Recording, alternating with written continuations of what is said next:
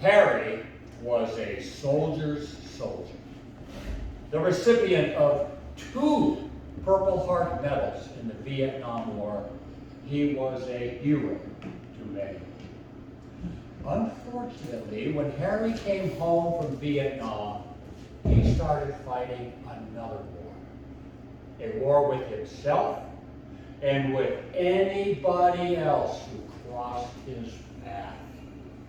Harry's story is one of violence, pain, and suffering on a rugged road to self-destruction. I met Harry the day he hired me to be his criminal defense lawyer. He was charged with felony assault. There was no defense to the charge. As I reviewed Harry's criminal history, I became astonished by one fact. Harry had convictions from coast to coast, multiple convictions, but no judge had ever put Harry in prison. He had received chance after chance, therapy after therapy after therapy. I asked him, Harry, how have you avoided going to prison? From somewhere deep behind sad and sunken eyes, he whispered, sympathy. My 2 purple hearts. I replied, well, Harry, that's fine, but the judge is going to be sentencing you does not have a heart of any color. You are going to prison. The only question is for how long. Over the next 2 months prior to the sentencing hearing, I tried to find out as much about Harry as I could. He was raised to be a warrior since the day he was born, to follow his family tradition of military involvement. One wall in his home was lined with photographs and medals of his heroic ancestors. So, Harry dutifully joined the army. He lied about his age, and at 17 years old, he found himself in the jungle of Vietnam. On his first patrol, there was a firefight. Many of his comrades were killed right in front of his eyes. Harry, miraculously, was only wounded.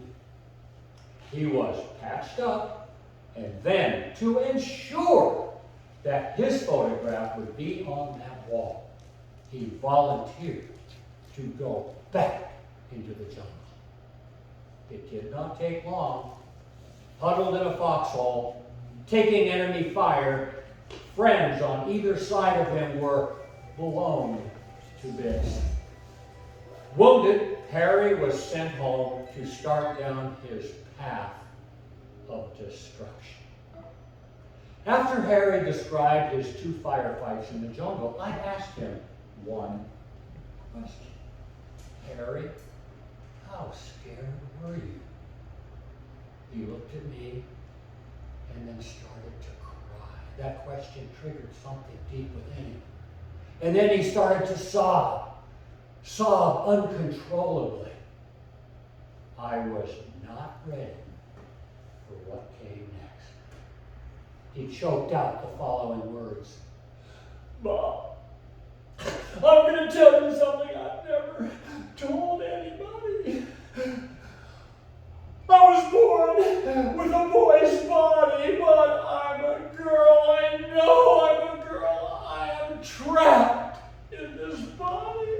And the sobbing continued. Eventually, I heard about Harry's struggles with his sexual identity from the earliest age he can remember. He was raised to be not just a man, but a manly man.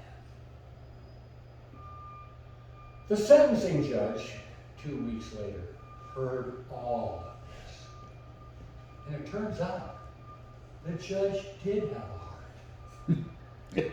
Harry got one more last yet first chance to prove that knowing herself and being herself and sharing herself was the only therapy she ever needed. And she walked away a free person. I never saw Harry again. 5 years later, a lady walked into my office wearing a cute print dress, her warm and genuine smile matched only by the sparkle in her eyes. I stared at her. Do I know you? She laughed. Bob, it's Harry. I am Donna now. I am who I was always meant to be.